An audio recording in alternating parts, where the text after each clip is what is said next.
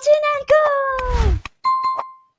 Lou, une petite écureuil vive et curieuse, aimait explorer la forêt et découvrir ses merveilles. Un soir, un murmure courut parmi les animaux. Une pluie d'étoiles filantes illuminerait le ciel cette nuit-là. Excitée, Lou décida qu'elle ne raterait ce spectacle pour rien au monde. Alors que le soleil disparaissait dans les collines, elle prépara son petit nid de mousse sur une branche haute, offrant une vue parfaite sur le ciel. Mais très vite, la fatigue commença à peser sur ses paupières. Lou savait qu'elle devait tenir bon. Dormir signifiait tout manquer. Elle se mit à bondir de branche en branche, espérant que l'exercice la garderait éveillée. Le vent frais fouettait son pelage, et pendant un instant, elle se sentit revigorée. Mais son corps lui réclamait du repos. Ne voulant pas céder, elle tenta une autre stratégie. Manger. Elle rassembla une poignée de glands et se mit à les grignoter lentement. Peut-être que mastiquer l'aiderait à rester à l'air, mais bientôt, son ventre bien rempli, un doux engourdissement la gagna. Déterminée, elle leva les yeux vers le ciel. Quelques étoiles brillaient déjà faiblement. Promesse du spectacle à venir. Juste quelques minutes, pensa-t-elle, en fermant les paupières pour reposer un peu ses yeux. Le silence de la nuit l'enveloppa. Le chant lointain d'un hibou, le bruissement des feuilles.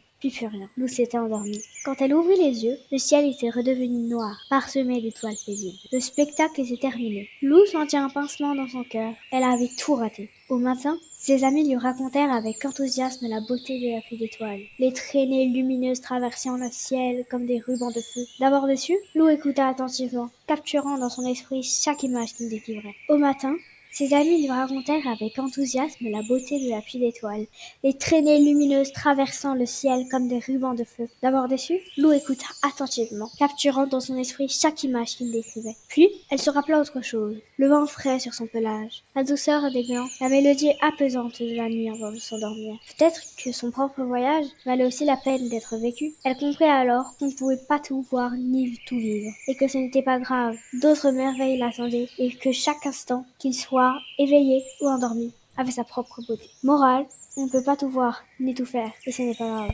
Continental!